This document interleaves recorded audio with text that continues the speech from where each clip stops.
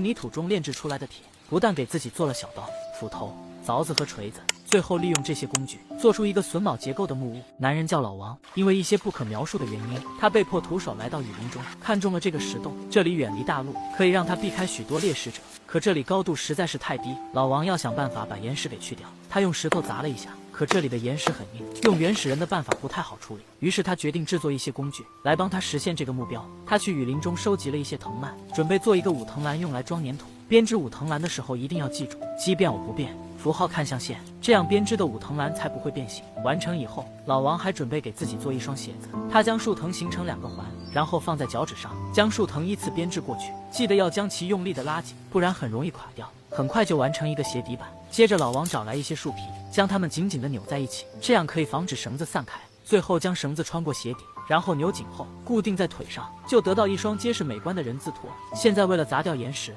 老王要做一个炉子。他用石刀划破叶树皮，又用石刀划开树枝，准备用这2样做成一个扇子。完成以后的效果是这样的。接着他按照扇叶的大小，在地上画出一个圆，然后用编织好的武藤篮去挖粘土，将它们堆砌在圆的外圈，准备做鼓风机的外形。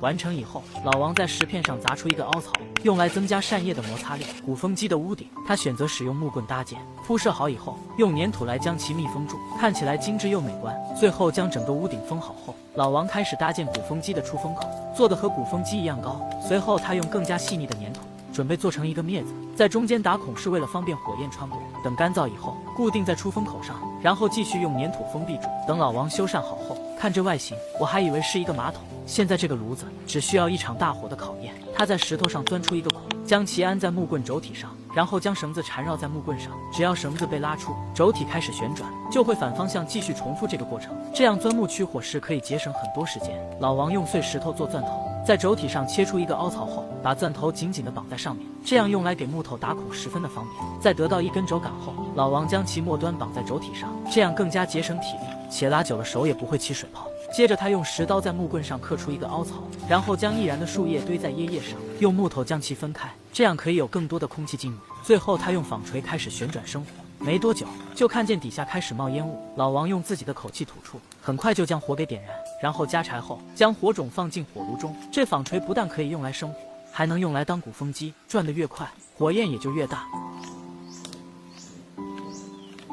原来是老王意外在小溪中发现一个椰子，他开心地将外壳去掉后，才发现是一个空椰子。但好在老王心态好，这就是一个天然的水杯。他将杯子做好后，发现一些富含铁元素的泥土，这种泥土通常出现在小溪、沼泽以及泉水旁。老王收集好后，准备在里面添加木炭。添加木炭可以还原出泥土中的铁，还能降低泥土的熔点。敲得足够碎后，才将含铁泥土倒进去，将它们搓成一个个小丸子，然后放在火炉旁等干燥。在这个时间，他又去收集粘土，将它们做成一个土墙，在里面烧木头。他这么做是为了得到更多的木炭。在底部钻出6个出气口后，老王去收集了许多的干柴，堆叠起来会燃烧得更加充分，做出来的木炭质量会更高。堆好后用粘土直接封起来，然后把木炭倒进顶上预留的小孔中，再使用麒麟臂助燃后，老王将顶上也封住。因为底部有预留出气孔的原因，火焰会自然而然地向底部燃烧。在燃烧了2个小时后，老王将底部出气孔也堵住，这样焖烧出来的炭结实又耐用。等老王第2天打开罐子，可以看得出来，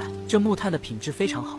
然后老王将木炭倒进火炉中，将昨天搓好的铁球丸子放进去，再在上面放一层木炭，转动鼓风机准备分离铁球丸子中的铁。别看这个炉子非常简易，内部的温度可以达到1200度。为了维持高温，每5分钟就得加一次木炭。整个分离过程一共维持了3个小时。最后老王将铁球取出来，锤掉外面的残渣，然后在上面浇水冷却，可以看见里面有许多铁颗粒。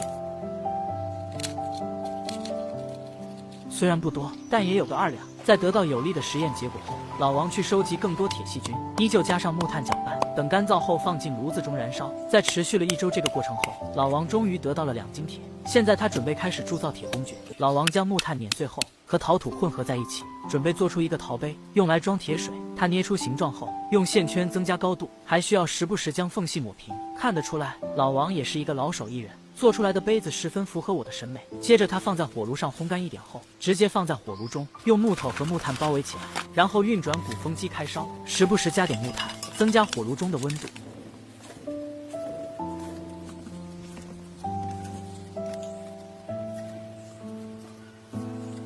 在1300度高温的炼制下，这口杯子在火焰中的颜色非常好看，但还没达到老王想要的效果。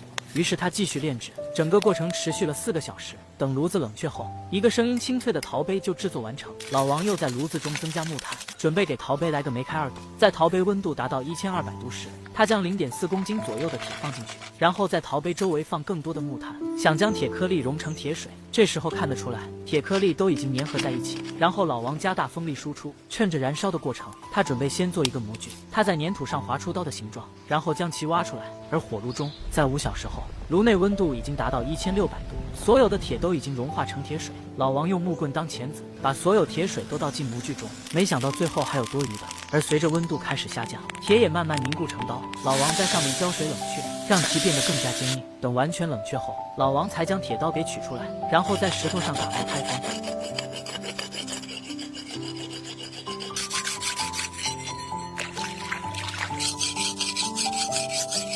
经过打磨后，这把刀看起来有那么一回事了。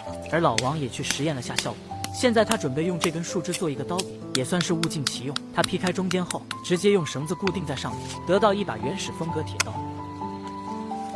原来是在尝到甜头后，老王准备继续炼铁，做一个凿子和铁锤。因为锤子和凿子需要的铁更多，所以这次老王会融化2斤左右。依旧是趁着还没融化成铁水的间隙，先用粘土将模具给做出来，然后将在1400度高温下得到的铁水浇灌在2个模具中。没想到在野外还能直接进入铁器时代，不得不说老王是真的厉害。等到2个工具冷却好后，他将凿子放在磨刀石上打磨，然后锤子直接用木头捆绑起来。随着老王实验了一下，这2样工具真的是天作之合。在这样激烈的劳作下，老王已经饿得前心贴后背，所以他需要找点吃的，最好获取的就是溪流中的鱼。于是他决定用藤蔓编织地笼，虽然做法很简单，但还是需要一点耐心。完成后看起来十分不错。而老王一共做了5个，在将盖子也做好后，诱饵他选择使用小溪中的蜗牛，在收集到一堆后，将蜗牛碾碎，充分让气味散发出来。他还使用粘土固定，这样在溪流中蜗牛没这么容易挥发。完成后装在所有地笼中，看得出来清澈见底的小溪中有许多的鱼。老王用大石头压住地笼，现在就是等待收获。在3个小时后，他将所有地笼取出来，结果5个地笼中只有2个有鱼，且收获也不是很多。由于还没给自己做过，老王使用石板煎鱼，注意石板不能离火源太近，不然会直接爆炸。感觉石板热度足够以后，老王才将刚捕获的鱼放上来。在1个小时后，成功得到一大堆小鱼干，虽然不多，但给老王补充了许多蛋白质，让他恢复了点体力做接下来的事情。由于他想做加位置的石块太坚硬，他决定将其加热再凿开。他用5藤篮搬来泥土覆盖在下面，然后将收集来的柴点燃。在高温的作用下，石头会变得比平常脆，所以老王这是一个明智的决策。在燃烧了1个小时后，可以看得出来，有些小石块已经开始爆炸。等火焰燃烧完，地上多了许多脱落的石块，而老王也拿着锤子开凿。现在工作起来就轻松了很多，但是要注意安全，因为高温后石头内部会有许多裂隙，一不注意就会砸到自己。处理完表面的1层后，老王继续点火燃烧。只要运用智慧，没有什么是人类做不到的。很快，老王就将石壁处理得差不多。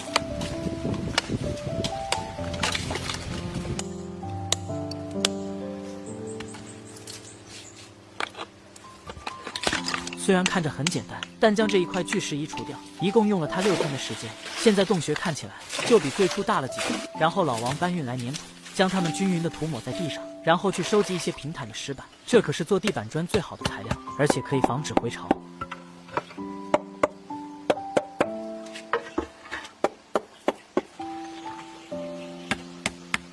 老王将整个地面铺设好后，看起来就像一个风景区，整个范围大概4平方左右，睡他一个人绰绰有余。老王将庇护所的地板铺设好以后，决定做一把斧子砍树。他将剩余的1斤铁刀进火炉中，然后将其融化成铁水，最后倒入做好的模具中。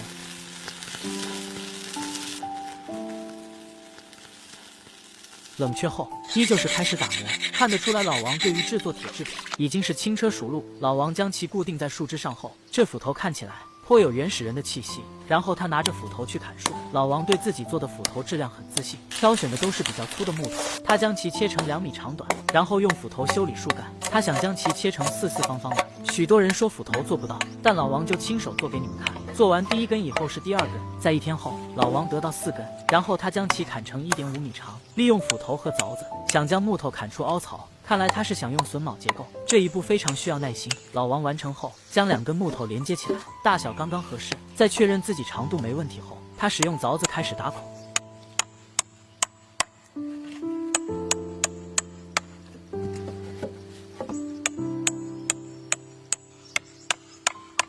我说这手艺是野外生存的天花板，没人会反对吧？将孔打好后，老王开始制作销钉。这里要注意，销钉一定要比打的孔大，不然连接的木头有脱落的风险。老王制作的大小就刚好合适。随后他用斧头锤紧，这坚固性用到木头腐烂都没问题。打好所有木头的孔后，老王将它们搬到洞穴口来，然后将框架连接住。右边好像长了一点点，但没大问题。然后他用销钉固定，多余的直接用斧头砍掉。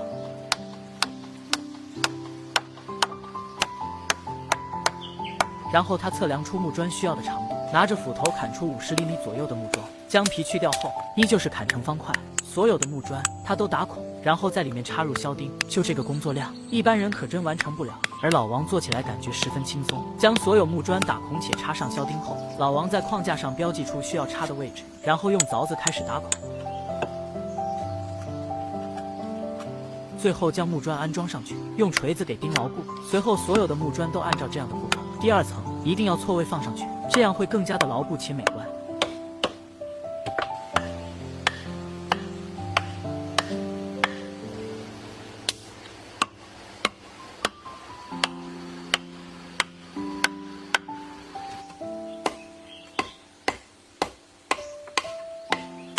看老王做事情简直就是一种享受。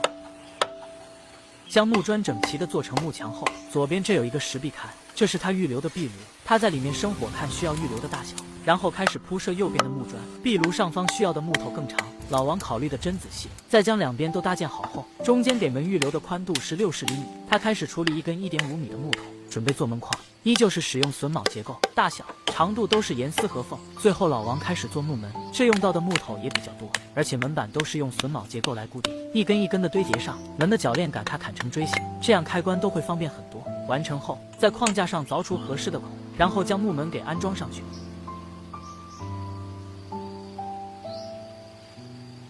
看起来十分好看。然后老王开始搭建屋顶，依旧用销钉固定房梁，然后在上面绑上领条。他还预留了一些做屋檐，防止下雨雨水进入。完成后，他去溪水中寻找石板做瓦。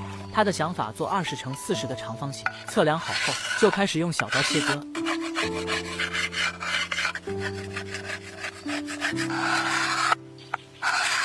然后沿着切割的边缘，轻轻地将多余的敲打下来。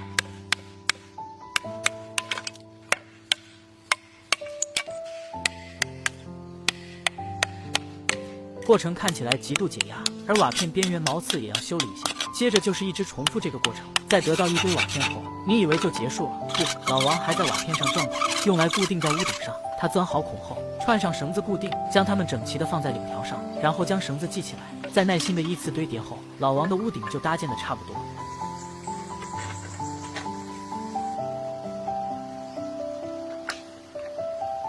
防水性也不用担心。在花了2个月时间，终于将庇护所搭建好后，老王决定搞点吃的。他找到一根大树，认为这棵树有病，里面会有许多蛀虫，结果还真被他找到。虽然看起来有点可怕，但这富含丰富的蛋白质。老规矩，含量是牛肉的10倍。他将其带回家后，在壁龛上摆放一块石板，然后将虫子都放上去加热，煮熟以后吃起来会有点油腻，口感比蜂蛹差一点。别问为什么，因为我也吃过。这顿饭不能让老王吃饱，但是提供的蛋白质绝对足够。吃完后，他躺在新家中睡2个月来第一个好觉。